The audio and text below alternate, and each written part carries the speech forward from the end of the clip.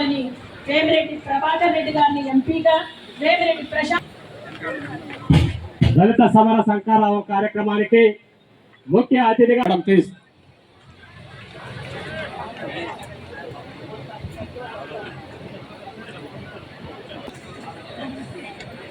మరి ఈ సందర్భంగా ఈ నియోజకవర్గంలో 63,000 ఓట్లు అత్యధిక సింహభాగంలో ఉన్నటువంటి దళితులకు ఒక అగ్రస్థానాన్ని ఇవ్వాలనేటటువంటి ఆలోచనతో ఈ వేదికలో లేనటువంటి వేమిరెడ్డి అర్జున్ రెడ్డి గారు జరపమని చెప్పేసి వారు చెప్పడంతో ఈ నియోజకవర్గంలో ఉన్నటువంటి ఇది మన కార్యక్రమం, ఈ కార్యక్రమాన్ని మనం జరుపుకోవాలి.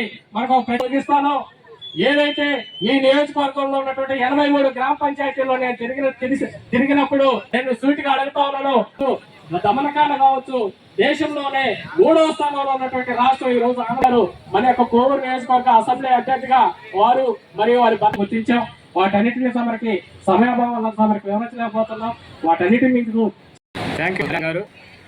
మరి బుచ్చిపట్టణ 3వ వార్డు కౌన్సిలర్ అయినటువంటి డాక్టర్ ఈరోజు ఈ కార్యక్రమానికి విచ్చేసినటువంటి 5 మండలాల దళిత సోదరి మనులకు నా హృదయపూర్వక నమస్కారాలు తెలుపుకుంటున్నాను. బడుగు బలహీన వర్గాల ఆశాజ్యోతి, తన జీవితాన్నే త్యాగం చేసిన వ్యక్తి, భారత రాజ్యాంగ నిర్మాత, సృష్టికర్త తెలియజేసుకుంటూ మీకు పాలికరాలు కాదు, మీకు సేవకురాలుగా వస్తాను. దయచేసి నన్ను ఆశీర్వదించండి. మీ అమూల్యమైన ఓటును ఇస్తాను.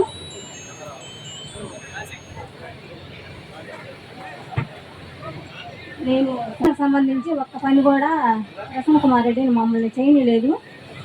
చాలా ఇబ్బంది పెట్టాడు. అతను 3 టైమ్స్ ఇంటికి వెళ్ళాము, కానీ ఇంట్లో ఉండి కూడా మమ్మల్ని రిటర్న్ పంపించేసేసారు. అప్పటి నుంచి మేము అతని వైపు కూడా మేము చూడలేదు. తర్వాత దినేష్ అన్న గారు వచ్చి